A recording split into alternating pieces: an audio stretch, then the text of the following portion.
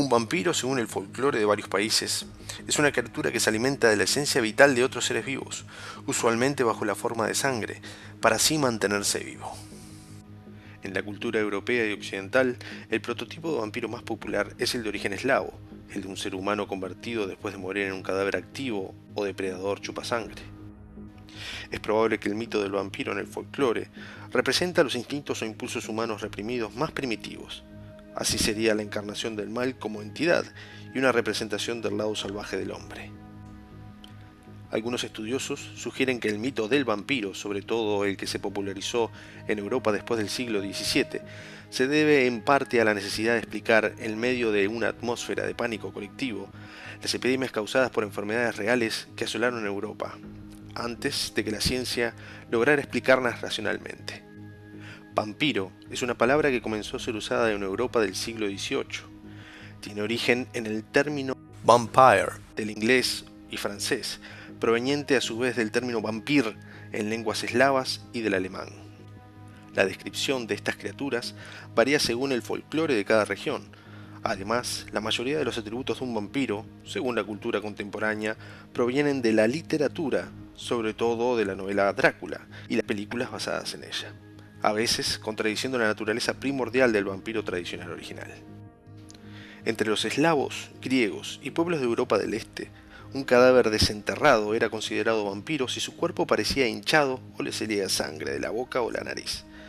También se notaban que sus uñas y pelo y dientes eran más largos de lo que cuando había sido enterrado, e incluso si poseía un aspecto más saludable de lo esperado, mostrando piel sonrosada y pocos o ningún signo de descomposición.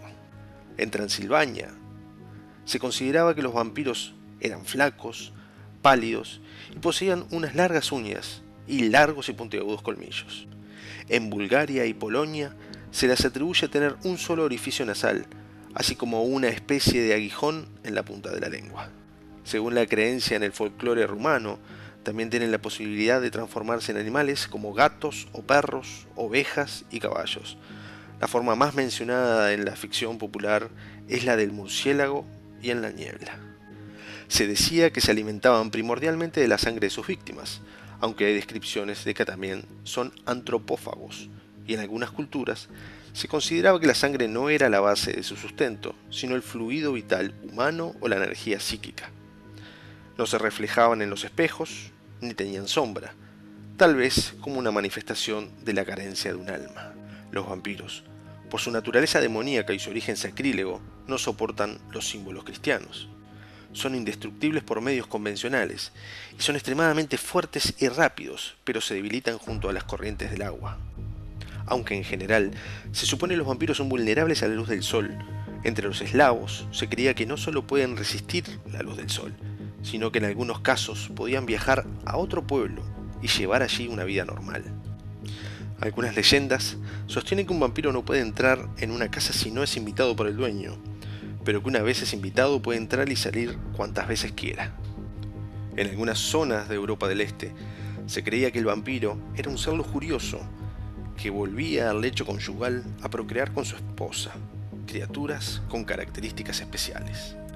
En la creencia popular, para que un humano se convirtiera en vampiro debían darse algunos factores: por muerte prematura o violenta, por incumplimiento de rituales funerarios y religiosos, como maldición por acciones criminales o sacrílegas, ser el séptimo hijo cuyos hermanos mayores fueran todos del mismo sexo, o por la mordedura de un vampiro.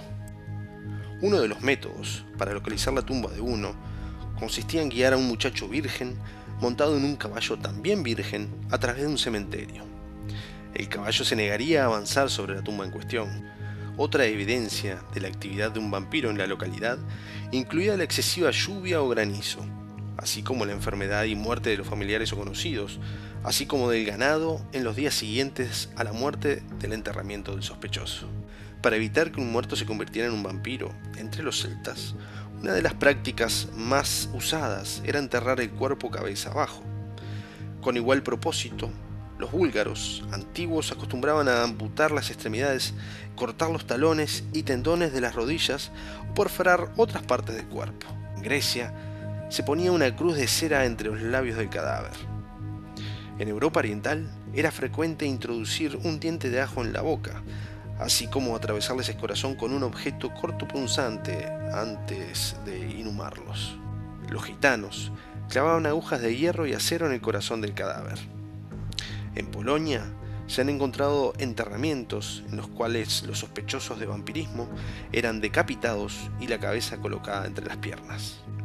Entre las creencias habían varias formas de eliminar a un vampiro: clavar una estaca en el corazón, la decapitación, la incineración completa del cadáver, repetir el funeral cambiando de lugar la tumba, rociando agua bendita sobre el cadáver o con un exorcismo, y también con rituales de magia.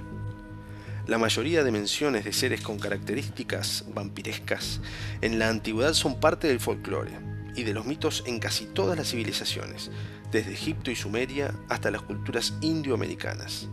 En Mesopotamia se invocaba a los dioses protectores para que acabaran con los utukú, seres culpables de las enfermedades y las pestes, que pueden considerarse como antecesores de los vampiros. En la antigua China se creía en la existencia de los Shihanshi, o vampiros zombies, con extremidades rígidas, de manera que solo podían avanzar dando pequeños saltos y con los brazos extendidos. Eran completamente ciegos, pero presentían a las personas por su respiración y así mordían a la persona para convertirla también en otro muerto viviente.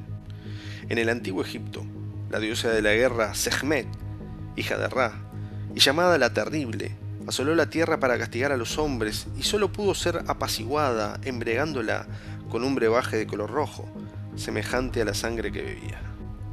En el folclore árabe y africano se menciona la existencia de unos demonios necrófagos y vampiros, que cambian de forma a su antojo, llamados ghouls. Estos eran demonios que se convertían en tales por haber tenido una muerte violenta. En uno de los relatos de las Mil y una Noche, llamado Honor de un vampiro, el protagonista es un ghoul. En la India, los Betala ocupan un lugar importante en las narraciones y, como parte de la corte de Shiva, rondan los lugares de cremación. Igualmente en la mitología budista, hinduista, un preta es un espíritu atormentado en el alma de un fallecido condenado a sufrir una eterna hambre de sustancias repugnantes o de sangre, lo cual lo torna peligroso para los vivos. En el judaísmo, uno de los arquetipos míticos es Lilith, la primera mujer de Adán, de quien se decía que se alimentaba de la sangre de los niños no circundados y es inspiradora de muchos personajes de vampiresas seductoras en la ficción por su acentuado carácter sexual. Existen personajes de la historia reales cuyas vidas inspiraron la figura del vampiro en el folclore y en la literatura de ficción contemporánea. Uno de ellos fue Vlad Draculea, también conocido como Vlad III o Vlad Tepes. Era un noble héroe nacional rumano que en el siglo XV luchó contra la invasión de los otomanos y es famoso por la crueldad de sus métodos. Inspiró la novela Drácula de Bram Stoker, por lo cual es relacionado con el tema, aunque no existe evidencia histórica que vive la sangre de sus víctimas, ni las leyendas locales lo señalan de ser vampiro. La leyenda siniestra de Draculea surge como mínimo desde la época, cuando sus enemigos solo podían explicar sus victorias militares atribuyéndole poderes necrománticos. Otro de esos personajes fue la condesa Elizabeth Bathory, llamada la Condesa Sangrienta. Este personaje vivió entre los siglos XVI y XVII e inspiró a Sheridan Le Fanu para crear en 1872 la protagonista de su famosa narración Carmilla.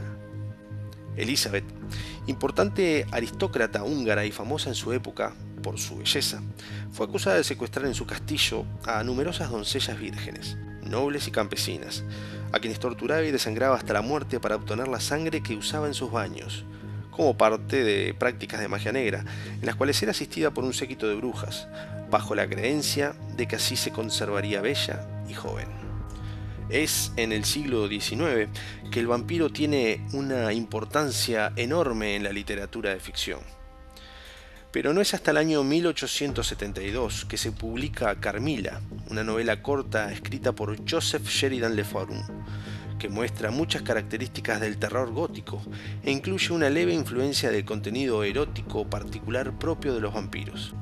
Pero la novela gótica más famosa sobre vampiros sin duda es Drácula, del escritor irlandés Bram Stoker, publicada en 1897, cuyo protagonista personificaba la fascinación de lo prohibido y es una figura simbólica clásica de la sexualidad reprimida, característica de la sociedad victoriana en la que el autor vivió.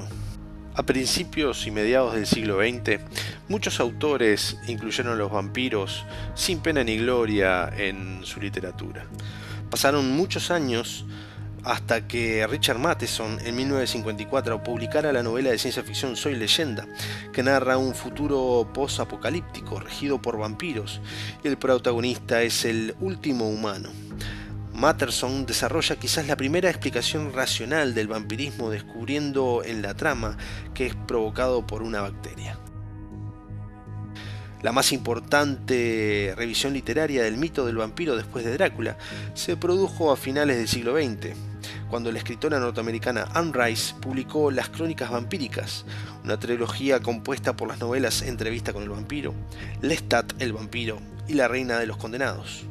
Los vampiros concebidos por Rice son personajes adaptados al gusto de las sociedades contemporáneas, aptos para todos los públicos, carentes de la maligna crueldad sin remordimientos de sus antecesores literarios. En 2005 aparece la saga de gran éxito sobre vampiros modernos, compuesta por las novelas Crepúsculo, Luna Nueva, Eclipse y Amanecer, escrita por Stephen Meyer, sobre el romance entre Edward Cullen, un vampiro de 100 años, con apariencia de tener 17, y Bella Swan, una adolescente normal. El vampiro es y será una de las leyendas de terror que más nos han asustado y fascinado, siempre latente en nuestras pesadillas, siempre ahí, al acecho.